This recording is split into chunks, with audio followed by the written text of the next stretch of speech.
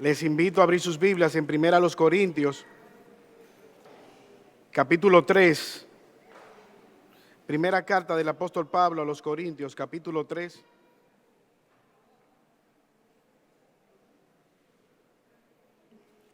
Desde el versículo 16, hermanos, seguir orando por Roelfi, el hermano de nuestra hermana Vianelis, está ingresado en intensivo, en Arturo Grullón.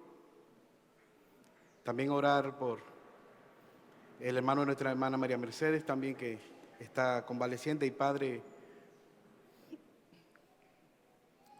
Arismeidi, que también está quebrantado de salud. Primera a los Corintios, capítulo 3, desde el versículo 16 hasta el 23. Leemos la palabra de Dios en el nombre de Jesús. ¿No sabéis que sois templo de Dios y que el Espíritu de Dios mora en vosotros? Si alguno destruye el templo de Dios, Dios les destruirá a él. Porque el templo de Dios, el cual sois vosotros, santo es. Nadie se engañe a sí mismo. Si alguno entre vosotros se cree sabio en este siglo, hágase ignorante para que llegue a ser sabio. Porque la sabiduría de este mundo es insensatez para con Dios. Pues escrito está, Él prende a los sabios en la astucia de ellos. Y otra vez, el Señor conoce los pensamientos de los sabios que son vanos. Así que ninguno se gloríe en los hombres, porque todo es vuestro. Sea Pablo, sea Apolos, sea Cefas, sea el mundo, sea la vida, sea la muerte, sea lo presente, sea lo porvenir, todo es vuestro, y vosotros de Cristo, y Cristo de Dios. Señor, una vez más venimos delante de tu presencia, dándote gracias por tu palabra. Gracias, oh Señor, porque tú hablas a tu pueblo, tú edificas, tú consuelas, tú reprendes, tú nos exhortas por medio de tu palabra. Señor, una vez más te rogamos que nos hables por medio de tu palabra. Que en esta mañana tu pueblo, Señor, pueda ser edificado por medio de ella. Oh buen pastor, he aquí tu rebaño necesitado de tu palabra. Glorifícate, Señor, y utiliza tu palabra. Utiliza, Señor, a tus instrumentos alrededor del mundo para que puedan predicar, y que donde quiera que se esté predicando tu palabra, el Espíritu Santo traiga convencimiento de pecado. Yo te ruego, Señor, que tú nos muestres a Cristo en esta mañana, y que también, Señor, traigas a novedad de vida a aquellas personas que estando en este lugar no tienen una correcta relación contigo, porque te lo pedimos por los méritos de Jesús. Amén. Para muchas personas piensan con respecto a Dios como si fuera Santa Claus. Ellos se hacen la idea de que Dios es como Santa Claus, una persona que evalúa sus vidas, que juzga si se han portado bien, si han sido traviesos o se han portado mal, y en proporción a eso recompensa o no su comportamiento. De hecho, para muchos ven al cristianismo como eso, un llamado a dejar de hacer cosas. Pórtate bien para que Dios al final de tu vida te recompense llevándote al cielo. O ten cuidado, porque si te portas mal, irás al infierno. Vendiendo la idea como que el cielo es para gente que se ha portado bien y que el infierno es para gente mala. ¿Cuál es el problema con esto? Que esto no es bíblico. En el cielo no hay nadie que esté ahora mismo en el cielo que se haya ganado su salvación. El cielo está lleno de pecadores, con la diferencia de que estos pecadores confiaron en Cristo para vida eterna. Se vieron a sí mismos como pecadores y clamaron por arrepentimiento delante de Dios.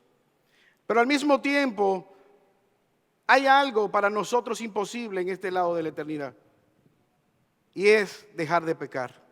No podemos dejar de pecar. Piensa por un momento en algo de tu vida, en algún pecado con el cual tú estás batallando. ¿Qué tiempo tienes tú luchando con ese pecado? ¿Has visto tú las personas que están tratando de dejar de fumar? Se ponen parches, luchan, por un tiempo funciona, pero luego vuelven a aquel hábito. Patrones de pecado que se resisten a salir de nuestra naturaleza pecaminosa. Alguien que esté en este lugar luchando con la pornografía puede instalar un software que quizás le impida por un tiempo dejar de ver la pornografía, pero luego puede verla desde otro dispositivo. ¿Qué pasa con aquellos que luchan con la ira y se enojan con sus hijos, hablándoles mal? Le piden perdón y luego pueden volver de nuevo en ira pecaminosa. Alguien ha dicho que cuando nosotros apuntamos simplemente a la manera de actuar, a lo externo, es como aquella persona que está podando un jardín y se limita a cortar la grama. La mala hierba la corta. Será cuestión de semanas para que vuelva de nuevo esos cardos, esos espinos a florecer en su jardín. Y lo que quiero apuntar es que el problema nuestro no es externo. El problema nuestro no es de conducta, no es pórtate bien. Hay un problema en nuestros corazones. El problema es que necesitamos que Dios transforme nuestros corazones. Hay personas que pudieran quizás ser fieles a sus esposas o a sus esposos y no hacerlo para la gloria de Dios. Quizás pueden hacerlo por el bien de sus hijos, para no dividir los bienes, porque en su casa están cómodos. Su esposa quizás cocina bueno y no quieren ir a rodar en el mundo a pasar trabajo. El problema nuestro es que muchas veces amamos las cosas que Dios dice que deberíamos odiar y odiamos las cosas que Dios dice que deberíamos amar. ¿Sabes cómo se llama eso? Pecado. El oponernos a lo que Dios dice que deberíamos abrazar, resistirlo y abrazar aquello que Dios dice que deberíamos alejarnos. El mundo promete muchas cosas, pero no la cumple. Ahora, hermanos, ¿qué esperanza nosotros tenemos ante el pecado? En el pasaje que nosotros acabamos de leer, estamos hablando acerca de las divisiones, las rencillas, los pleitos en la iglesia. ¿Qué esperanza, qué tiene que decir Dios ante estas circunstancias difíciles? Ante esta realidad, ¿cómo nosotros podemos luchar de manera eficaz contra el pecado? ¿Qué podía decirle Pablo a ellos en medio de estas dificultades? Quisiéramos los pastores decir, miren, prohibido el chisme, prohibido la murmuración, no hables mal de nadie, mira tu propio pecado, trata de luchar con la viga que tienes en tu ojo. ¿Funcionará eso? Puedes tú decirle a tus hijos, no sean envidiosos, pao, pao, a la envidia. Y ya con eso dejarán ellos de ser envidiosos. Los padres pueden decirles a sus hijos que hagan un uso efectivo de sus dispositivos. ¿Hacen los padres uso efectivo de sus propios dispositivos?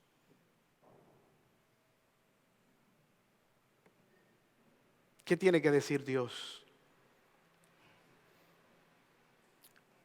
Este pasaje nos muestra que solamente en Jesús nosotros tenemos todo lo que necesitamos para vivir sabiamente, sin necesidad de murmurar, de competir o envidiar a otros. ¿De qué vamos a hablar en esta mañana? Solo en Jesús tenemos todo lo necesario para vivir sabiamente, sin la necesidad de envidiar a nadie, de murmurar a nadie y de competir con otros. Pero yo quisiera que tú me acompañaras leyendo conmigo el versículo 16 y viendo nuestro primer encabezado. Debemos, a la luz de esta palabra, tener una visión adecuada de nosotros mismos. Versículo 16. ¿No sabéis que sois templo de Dios y que el Espíritu de Dios mora en vosotros? Si alguno destruye el templo de Dios, Dios les destruirá a él, porque el templo de Dios, el cual sois vosotros, santo es. Nadie se engaña a sí mismo. Si alguno entre vosotros se cree religioso en este siglo, hágase ignorante para que llegue a ser sabio. Lo primero, hermanos, para luchar en contra del pecado, de cualquier pecado, en específico de la división y de los pleitos que habían en esta congregación. Usted recuerda, algunos decían yo soy de Pablo, yo soy de Pedro, yo soy de Cefas, y unos que se creían espirituales decían yo soy de Pedro. ¿Qué le dice Pablo? Miren quiénes ustedes son en Cristo. Ustedes no saben que son templo de Dios. Piedras vivas, dice el apóstol Pedro, que Dios está utilizando para edificar un templo vivo que es la iglesia. En el versículo 15 les ha dicho, ustedes son labranza de Dios. Un cultivo de Dios que Dios está utilizando. ¿Para qué? Para que puedan fructificar en medio de un mundo que anda en tinieblas. Hermanos, esto cobra repercusiones. ¿Sabe por qué? Porque el mundo está fraccionado, el mundo está dividido, luchas internas. De hecho, ahora mismo hay una situación en nuestro hermano país de Haití que está degenerando en una guerra civil. Bandas armadas están peleando y no se ponen de acuerdo. ¿Para qué? Para buscar llevar en paz a esa nación. Pero vemos lo propio en todo el mundo, está guerras y rumores de guerra. Juntas de vecinos, familias, matrimonios, hermanos. ¿Quién puede hablar de la verdadera unidad? ¿Quién puede lograr la verdadera unidad? Eso solamente es posible cuando tú y yo ponemos nuestra mirada en Jesús. Por lo tanto, una visión adecuada de quiénes somos nosotros. Piensa por un momento qué sería de una congregación donde cada persona se ve como parte de un edificio vivo. Donde cada persona se ve a sí misma como parte de una familia que está colaborando por el bienestar de esa familia.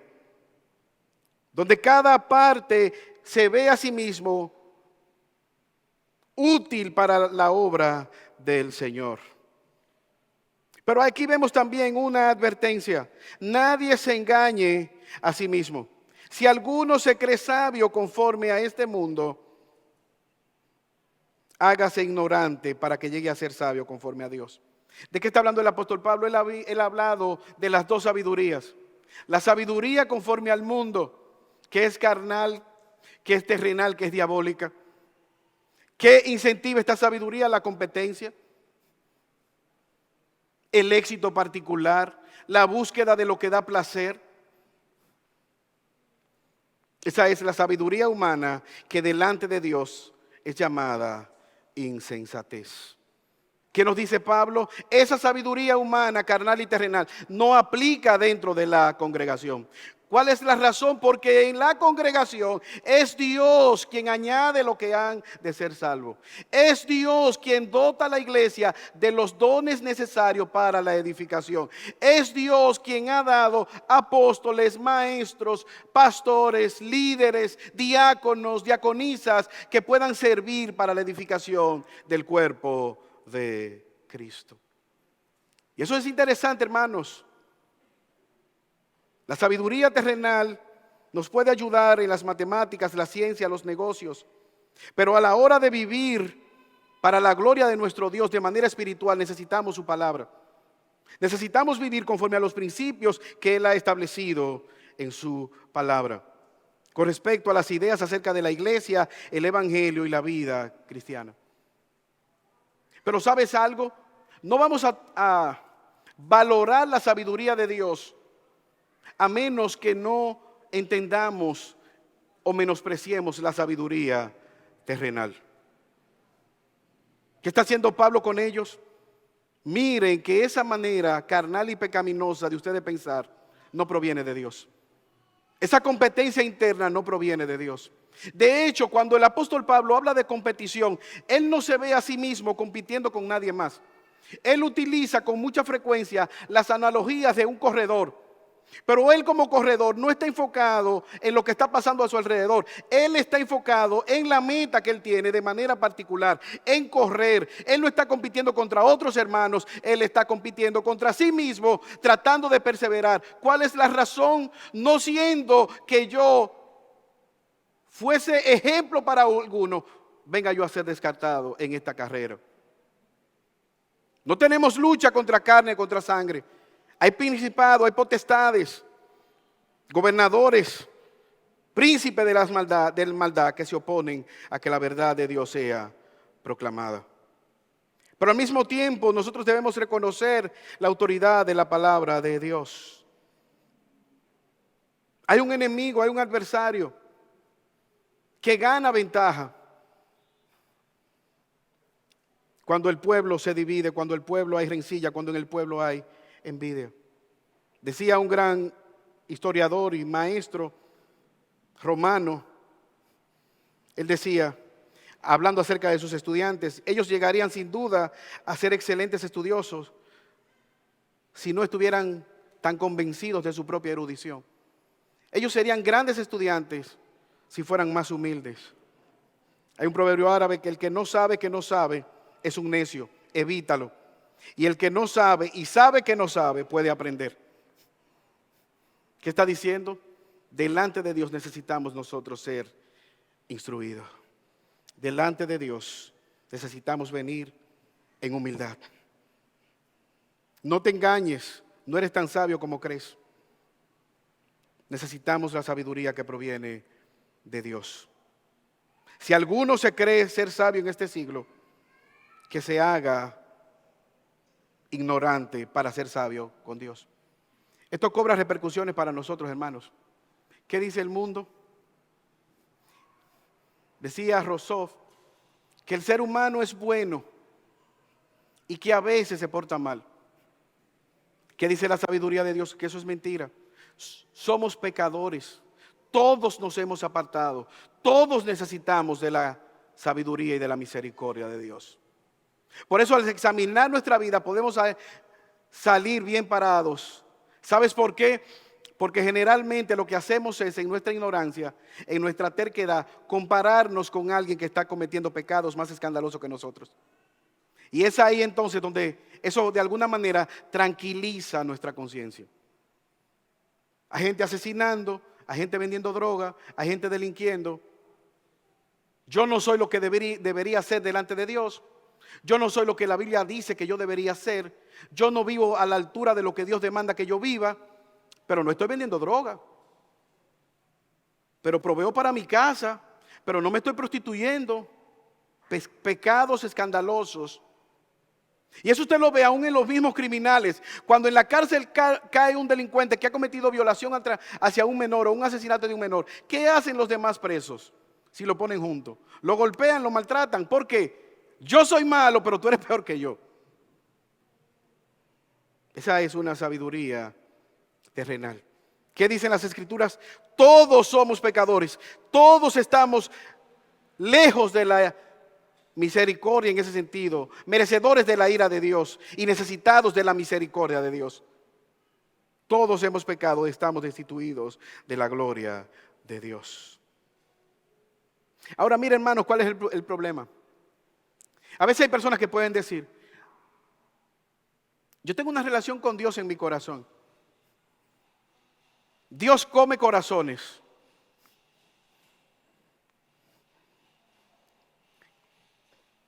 ¿Sabes qué? Ese es justamente el problema que nosotros tenemos delante de Dios.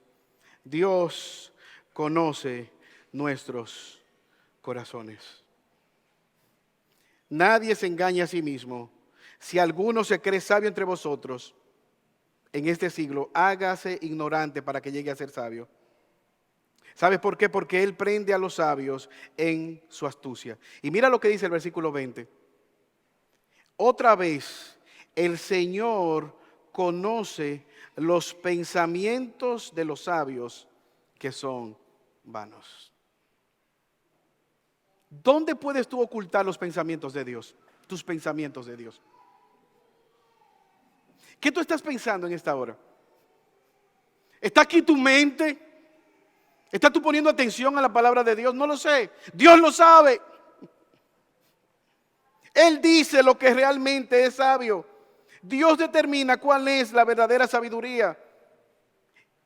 Él enreda a los sabios de este mundo en su propia sabiduría. Jehová conoce los pensamientos de los hombres. Jesús es Dios y Él le decía a los fariseos: ¿por qué ustedes están cavilando en sus corazones?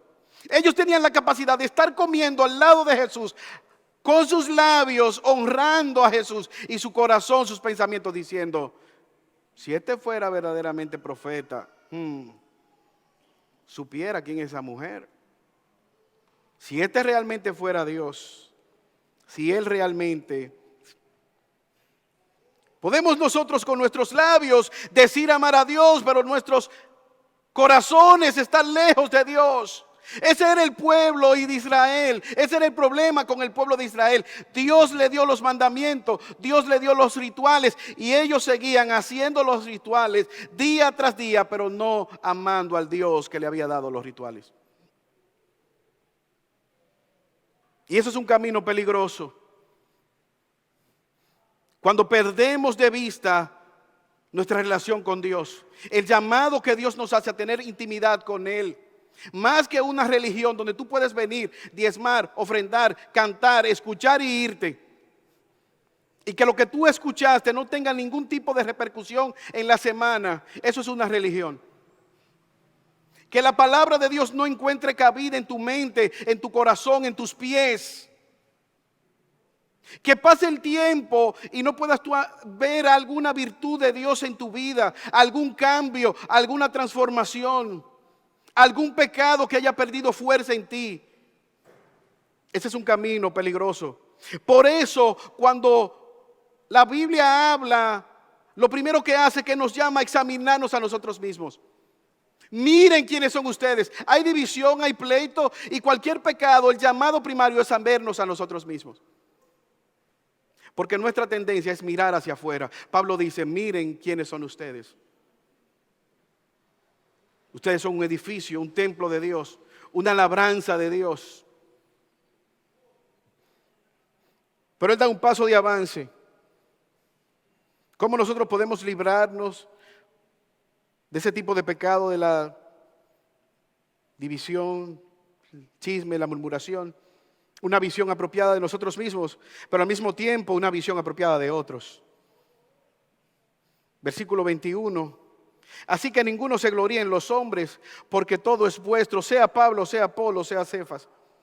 Hermanos, y esto es algo interesante. Ellos estaban alineándose con estos líderes, levantándose estos líderes, exaltando estos líderes. Y el apóstol Pablo le dice: esos líderes son siervos de ustedes, son propiedad de ustedes. ¿Quién los había enviado a ellos a predicarle? A estos líderes fue Dios. ¿Quién salvó a Pablo? Fue Dios. ¿Quién salvó a Apolos? Fue Dios. ¿Quién salvó a Pedro? Fue Dios. ¿Quién les llamó a ellos al ministerio? Fue Dios. ¿Para qué? Para edificación de la iglesia que estaba en Corinto. ¿Qué dice la sabiduría humana? Exalta la personalidad, exalta el don, exalta el carisma. ¿Qué dice Dios? Ellos son de ustedes, ellos son siervos de ustedes. Hermanos, en la congregación solamente hay uno grande, y es Jesucristo. Usted va a Apocalipsis y todos quitan sus coronas y la postran delante del único que merece toda la gloria, toda la honra y toda la adoración. ¿Acaso murió Pablo por ustedes? ¿Acaso derramó Pablo su sangre por ustedes? ¿O Pedro o Apolos?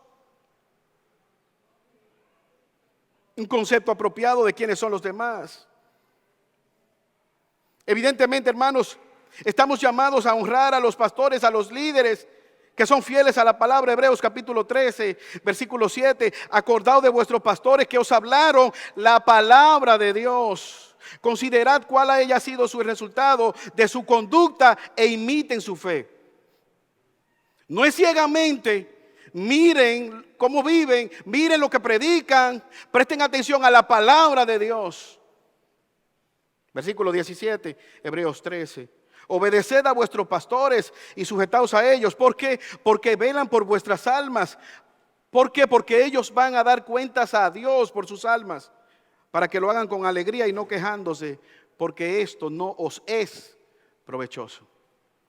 Hay un llamado a nosotros a honrar a nuestros pastores, a aquellos que predican con fidelidad, aquellos que están sometidos a la autoridad de la palabra de Dios y llaman al pueblo a someterse a esa autoridad. Nadie está por encima de la palabra de Dios. Pablo le dice a los tesalonicenses: os rogamos, hermanos, que ustedes reconozcan a los que trabajan entre ustedes y os presiden, y que los tengan en mucha estima y amor a causa de la obra que llevan. Tened paz para con todos. Evidentemente ellos no habían visto que en el camino del Señor los líderes son siervos, esclavos llamados a servir al pueblo. Usted recuerda, primer libro de Reyes, capítulo 3, versículo 25 al 28. Hay una historia muy famosa.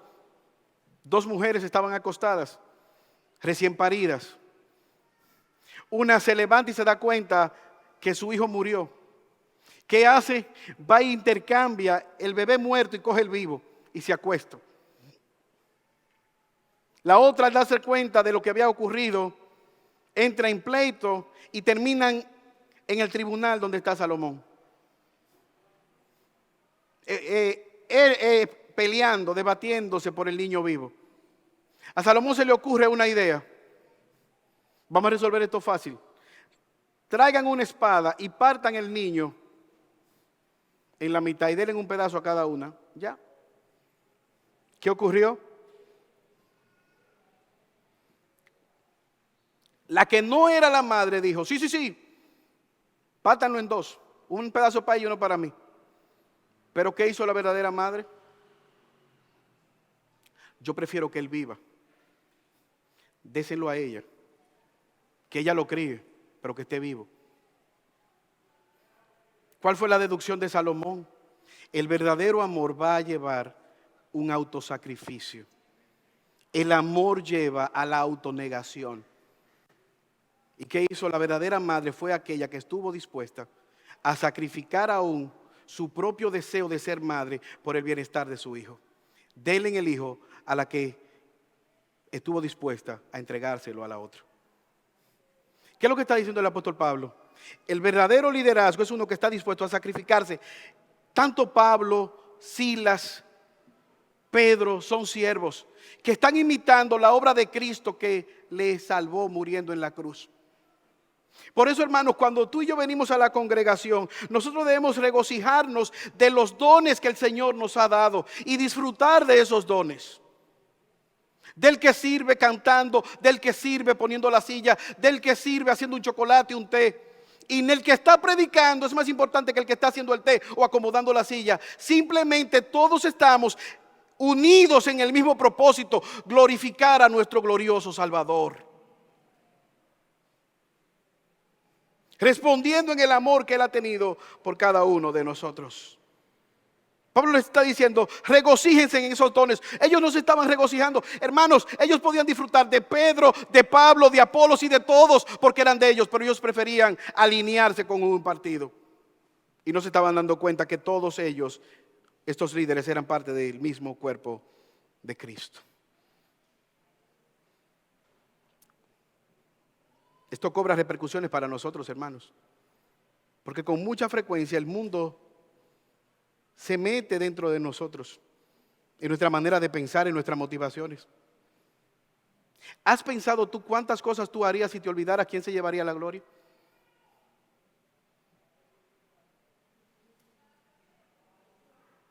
¿Has pensado tú cuántas cosas tú pudieras hacer si te olvidaras quién se llevaría la gloria? Mira lo que dice Pablo a los filipenses. Él está preso y él les dice: quiero que sepáis, Filipenses capítulo 1, verso 12, que las cosas que me han sucedido han redundado más en bien y en progreso del evangelio. De tal manera que mis prisiones se han hecho patente en Cristo, en todo el pretorio y a todos. Y la mayoría de los hermanos cobran ánimo en el Señor con mis prisiones y se atreven mucho más a hablar la palabra sin temor. Pablo está preso y yo aquí sentado, yo voy a predicar el evangelio. Y mira lo que dice: algunos a la verdad predican a Cristo por envidia y para contender, pero otros de buena voluntad. Los unos anuncian a Cristo por contención, no sinceramente pensando en añadir aflicción a mis prisiones, pero los otros por amor, sabiendo que estoy puesto para la defensa del evangelio. ¿Qué pues? que no obstante, de todas maneras, o por pretexto o por verdad, Cristo está siendo anunciado. Y en esto me gozo y me gozaré. ¿Qué está diciendo Pablo? No importa cuál sea la motivación, Cristo está siendo predicado, Cristo está siendo anunciado. Él puede decir: aquel que se gloríe, gloríese en el Señor. Hay un llamado, hermanos, a nosotros mirar a la cruz. Hay un llamado a nosotros mirar a Cristo y su obra en nuestro favor. No solamente debemos tener una visión apropiada de los otros, debemos tener también una visión apropiada de las bendiciones. Versículo 22. Sea el mundo, sea la vida, sea la muerte, lo presente o lo porvenir, todo es vuestro. No solamente los líderes piadosos, todo es nuestro. Todo lo que Dios ha creado. Hermano, ¿sabes qué? Una de las cosas que hace el Evangelio y que quizás nosotros no somos tan conscientes es que nos ayuda a tener una correcta perspectiva de la vida.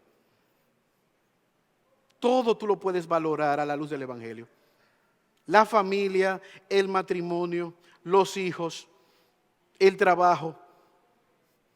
Todo puede ser evaluado de manera correcta cuando Cristo está sentado en el trono de nuestras vidas. Todo es vuestro. ¿Para qué predica Pablo, Apolos, Cefas? Para la gloria de Dios y edificación de ellos. El mundo, ¿quién es el dueño del mundo? Dios es el que lo creó. ¿Cómo nosotros podemos disfrutar de este mundo? Solamente si somos guiados por la palabra de Dios, en dependencia de Dios, en obediencia a la palabra de Dios. Hijos que están aquí, adolescentes, ¿cómo tú puedes disfrutar de este mundo? Aferrándote a la palabra del Señor.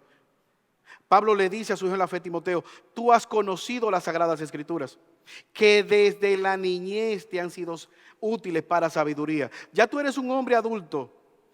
La palabra de Dios te ha ayudado, te ha guiado, te ha edificado. Y yo sé que en este lugar hay personas que han servido a Dios desde su niñez y pueden glorificar que el Señor ha sido fiel, que Dios ha sido bueno, que le ha guardado en cada etapa de sus vidas, en su niñez, en su adolescencia, en su juventud, en su noviazgo, en su matrimonio, en la crianza de los hijos, aún en la vejez. Dios ha sido fiel. Todo es vuestro, dice el apóstol Pablo. Yo leí acerca de un pastor en Inglaterra, que él decía que en su casa, en el segundo nivel de su casa, al lado había una inmensa mansión de un multimillonario. Y que cada día que él se levantaba en su casa y se sentaba en esa ventana, él veía todo ese paisaje. Y él se deleitaba en ese paisaje. Incluso le permitían caminar por ese paisaje. Y él decía que el dueño de aquel lugar iba 1 o 2 veces al año. Y él vivía al lado y todas las mañanas él caminaba por aquel lugar, se deleitaba. Él no era el dueño, él no tenía que pagar el coste de mantenimiento, pero él se disfrutaba más que el propio dueño. ¿Sabes qué? En Cristo nosotros podemos realmente disfrutar de esta tierra, sin resaca, sin dolor, sin lamento. Todo es vuestro, dice el Señor. Lo presente es nuestro. El futuro es nuestro. Quizás, como citaba Randy, no conocemos el futuro, pero conocemos a aquel que tiene el futuro en sus manos. Tú quizás no sepas lo que te va a pasar mañana, pero si tú estás en Dios, tú sabes que todo lo que Dios permite será de edificación para tu vida. Él tiene el control, aún de aquellas cosas que son difíciles, aún de aquellas circunstancias dolorosas, aún de aquellas circunstancias que vienen a nuestra vida de enfermedad. Versículo 37, Romanos 8. Antes, en todas estas cosas somos más que vencedores por medio de aquel que nos amó. Nada podrá separarnos del amor de Dios que es en Cristo Jesús. ¿Sabes tú lo que es un más que vencedor? Es uno que va detrás del que venció. Es uno que va recogiendo lo que ya el que venció ganó. En Cristo tú y yo somos más que vencedores. ¿Qué puede atemorizarnos el futuro? Él gobierna, nuestro futuro está en sus manos. La vida, nuestra vida está en las manos de nuestro Señor. La muerte. ¿Tienes miedo a morir? ¿Está preparado tú para morir en esta mañana? ¿Sabes que hay uno que tiene la muerte derrotada? ¿Dónde está, oh muerte, tu aguijón? ¿Dónde, sepulcro, tu victoria? Cristo derrotó la muerte. Cristo se levantó y hay una tumba vacía como testimonio a que Él venció la muerte. ¿Sabes lo que es la muerte para el creyente? Es simplemente el taxi que le lleva a la presencia de su glorioso Salvador. Por eso el apóstol Pablo dice, para mí mi vida es Cristo y morir porque es ganancia. ¿Por qué? Porque estaré eternamente con mi glorioso Salvador. Por eso si tú no estás en Cristo y le tienes temor a la muerte, tienes temor a dormir como un billo apagado, ven a Cristo que Él venció la muerte y Él puede quitar ese temor en esta mañana. Temor al futuro. ¿Cuánta gente con nervios bebiendo pastillas para poder dormir? Ven a Cristo y Él te puede resolver ese problema. Temor al futuro, Jesucristo. Pertenecemos, dice el apóstol Pablo, pertenecemos a Cristo y Cristo pertenece a Dios. Jesucristo es la respuesta. Jesucristo el Mesías, el Cordero de Dios que ha venido a quitar los pecados nuestros. Jesucristo el Hijo de Dios, la propiciación, el sacrificio de Dios por redención de nuestros pecados. Jesucristo la palabra de Dios. ¿Qué ocurrió en Edén? El hombre desoyó la voz de Dios.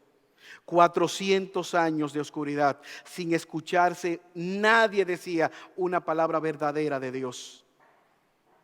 Hasta que se levantó un hombre vestido de manera rara, con un traje hecho de piel de camello, comiendo esperanza y miel silvestre, diciendo: arrepentíos, convertíos, el rey ha llegado, el reino de los cielos se ha acercado.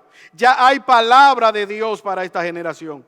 La gente salía a escuchar. Yo no soy ese profeta, yo soy el que viene preparando el camino del Mesías. ¿Quién es el Mesías? ¿Quién es la voz de Dios? Jesucristo. Él es la misma imagen de Dios, el resplandor de su gloria, la esencia misma de Dios. Él es el camino. Por más torpe que tú seas, tú puedes tener 2 pies izquierdos, tú puedes haber nacido sin puente en los pies y aún así no te vas a extraviar. Por más tonto que seas, aunque tú no sepas diferenciar tu mano derecha de tu izquierda, en Cristo tú no te vas a extraviar. Él es el camino, Él es la verdad, Él es la vida. Hermanos, qué ricos somos en Cristo. Todos nuestros temores están solucionados en Él. Él tiene respuesta.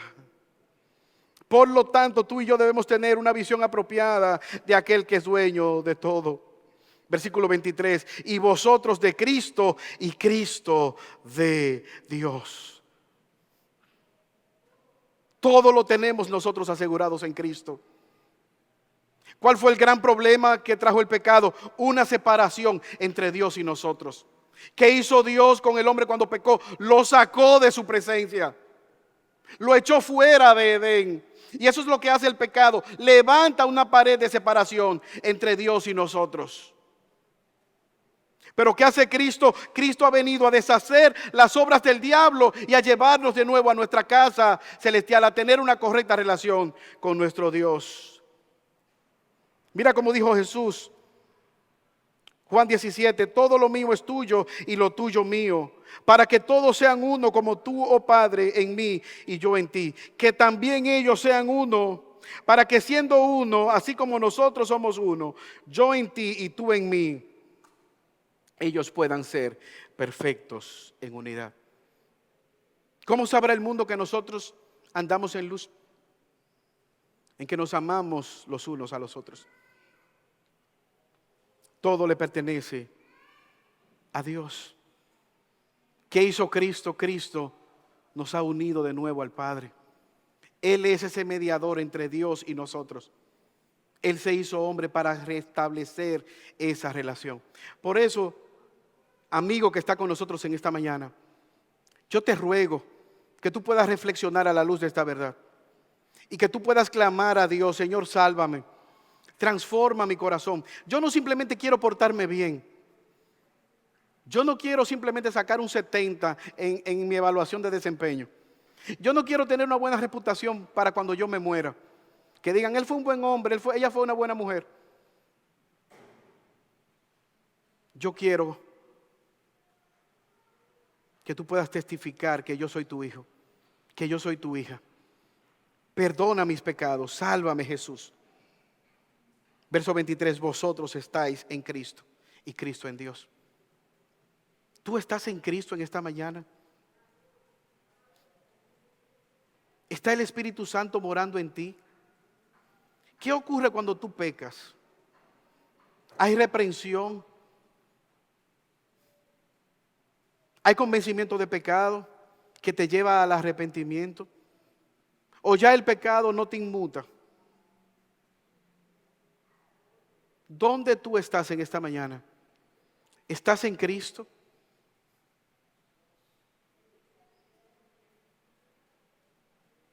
Jesús habló de que en aquel día del juicio muchos dirán, Señor, en tu nombre hicimos. Y les diré, yo no los conozco, ustedes no están en mí. Apartaos de mí, hacedores de maldad.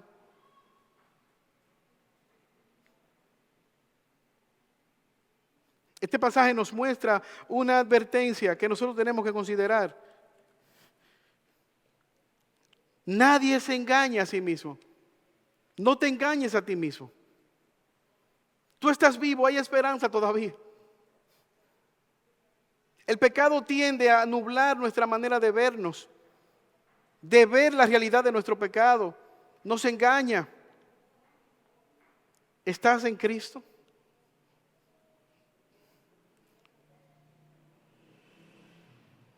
Nosotros recientemente tuvimos una tragedia que ustedes vieron en las noticias. Ocurrió en Salcedo. Un grupo de niños se quemaron mientras celebraban un carnaval. 3 han muerto. Han declarado duelo nacional en esta provincia. Quemaduras prácticamente en todo su cuerpo. Pidiendo donativo de piel a otros países para poder operar a estos niños y salvarles las vidas.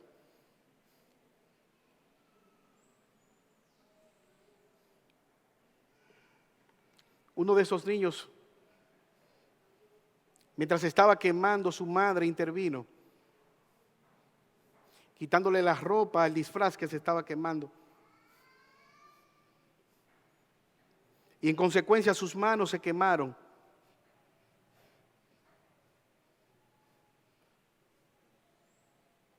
Un periódico resaltó la noticia de aquella madre que sufrió graves quemaduras en sus manos salvando a su hijo. Y le tomaron las manos, foto a las manos de aquella madre. Si alguien le preguntara a aquella madre, ¿realmente amas tú a tu hijo? ¿Qué tú crees ¿Cuál crees tú que sea la respuesta de esta madre?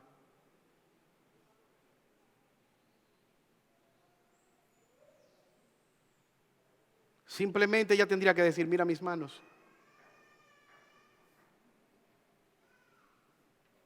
Están quemadas.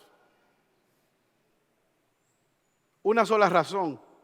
Aquella madre no lo hizo. Voy a quemar mis manos para aparecer en el periódico. Sería una locura quien pensara esto. ¿Cuál fue la razón por la cual aquella madre se quemó sus manos, ambas? Ella trató de salvar a su hijo.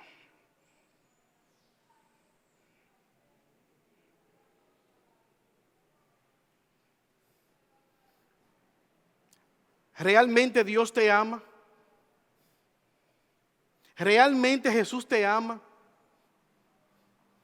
¿Qué evidencia puede presentar Jesús para que tú creas que Él te ama?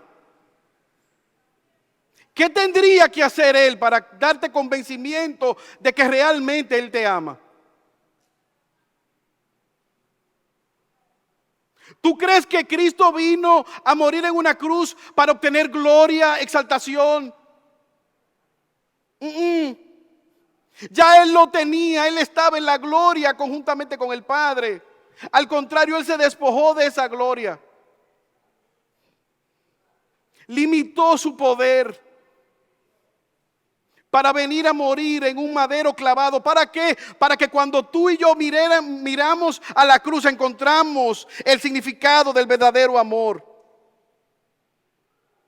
Al mirar su sacrificio podamos ver realmente lo que es importante.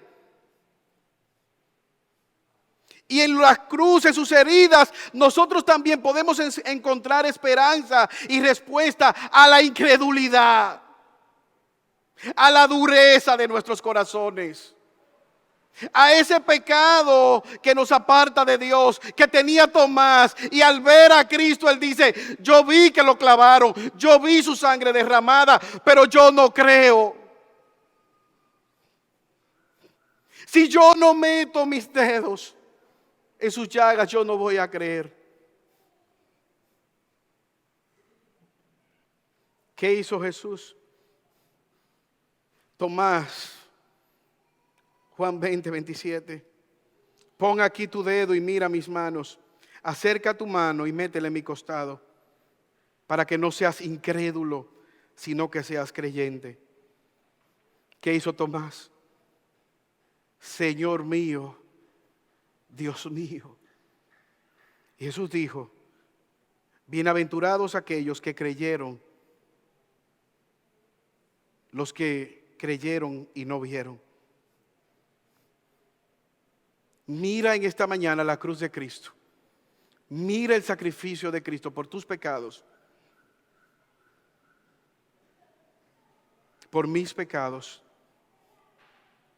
Y recuerda que en Cristo tú y yo tenemos todo lo que necesitamos para vivir sabiamente, sin necesidad de murmurar, competir o envidiar. En Cristo Jesús nosotros lo tenemos todo. Esperanza de salvación. En Cristo hay salvación, consuelo, esperanza ante la muerte, esperanza para luchar eficazmente contra el pecado, esperanza en el siglo venidero, esperanza al temor al futuro.